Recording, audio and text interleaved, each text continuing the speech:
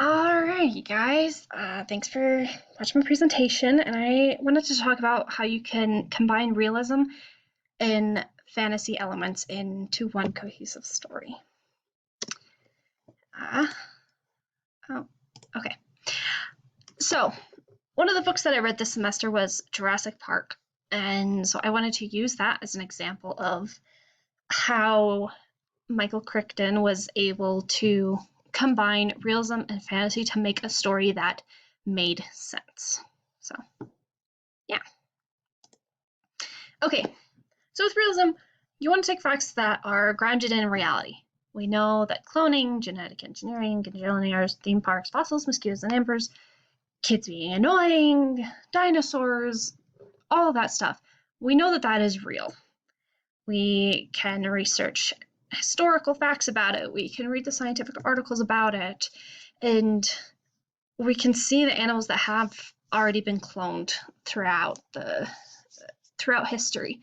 And there's a surprising amount. There were more than I thought there would be when I went and looked it up. But so we know all these facts and scientific things exist. So then you take the fantasy elements, and like mosquitoes retaining DNA, and although, yeah, technically the mosquito that they picked in the movie is the only one that doesn't suck blood, so that seems more of a movie mistake than a more fantastical thing, but leave that aside. Dinosaurs living today, space travel, ignoring the laws of physics, and kind of how, as I like to put it, putting things half a step to the left. So you take these fantasy elements of they can't happen now, but they could theoretically happen at some point in time. We could end up going to Mars, and a guy could end up there, and then we have to bring him home. There could be a gajillionaire who really loves dinosaurs and wants to clone a dinosaur.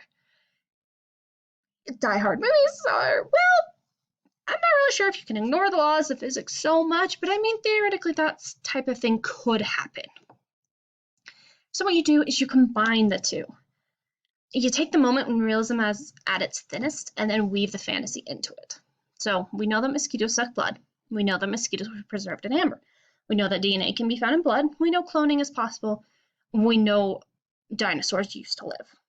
So theoretically, we could pull DNA from a mosquito encased in amber and then use that DNA to clone a dinosaur.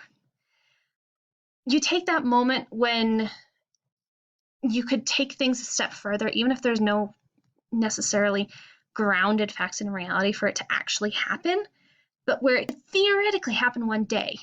You take that moment and you weave in the fantasy elements into it. So that's how you end up with books like Jurassic Park and various apocalyptic and dystopian things where like they could happen because they have a basis in our world around us today. So, yep, that's my presentation. Thanks for watching. Check out cloning. It was actually pretty interesting. Thanks.